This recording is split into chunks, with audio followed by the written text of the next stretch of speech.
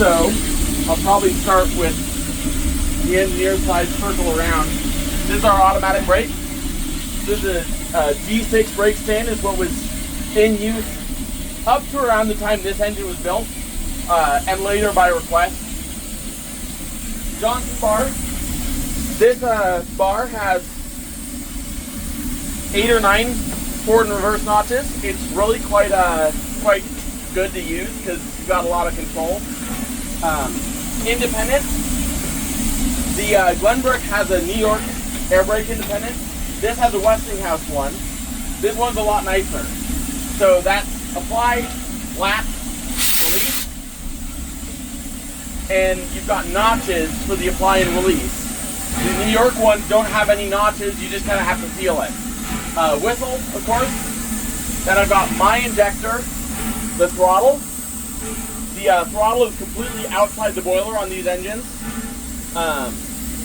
Dynamo, air pump, our sight glass. This is our hydrostatic, which I need to set to only the air pump. The air pump is the mill sight glass here.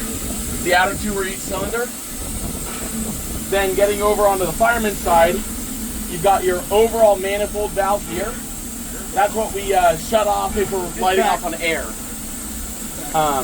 That's his oil valve, his atomizer, his blower. These are various heaters, except this one's been transformed into a air supply to light off on air. And then he's got his injector, which is still a little bit more sticky than mine is. And then up at the top, that switch, that knife switch, is the headlight. The overall deck light, gauge light. Here we've got this forward button with the white switch on it. That was designed to be the lubricator light. But when we installed a second water glass, we put it on the water glass. So that's the second water glass light. My order light for up here. And then on the very back, there's the rear headlight. This thing being as early as it is, there's a dimmer on the front headlight, but not the back.